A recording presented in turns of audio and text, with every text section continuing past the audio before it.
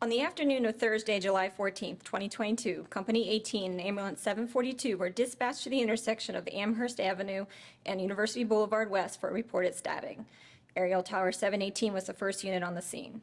Upon arrival, firefighter Rain quickly located the patient, and after performing a rapid trauma assessment, he determined that the patient was a Priority 1 patient who has suffered life-threatening stab wounds.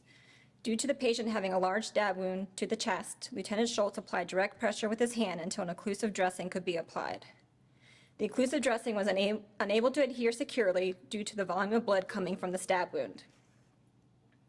Firefighter Rain realized that the patient was in danger of bleeding out, so he grabbed an Israeli bandage from the trauma bag and was able to affix it in a way that stabilized the occlusive dressing, allowing it to seal off the stab wound as well as control the bleeding. With the bleeding controlled, the crews were able to package the patient for transport to a trauma center. En route to the trauma center, firefighter paramedic Atwell worked with the crew of Ambulance 742 to assist the patient ventilations via bag valve mask due to poor oxygen saturation and rapid shallow respirations.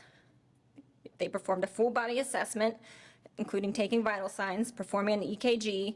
They established an IV and administered lactator ringers and TXA due to the patient's low blood pressure.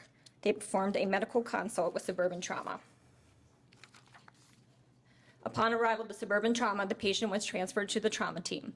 The patient was found to have suffered a hemopneumothorax and a liver laceration. A chest tube was placed and injuries were monitored in the intensive care unit. The ability of the crews to recognize the seriousness of the patient's injuries and attend to the life-threatening bleeding and breathing issues prior to transporting the patient were key in the successful outcome of the patient. Thanks to the actions of the crews on the scene and the care provided by Suburban Hospital, the patient was discharged home with no deficits on July 20th, 2022.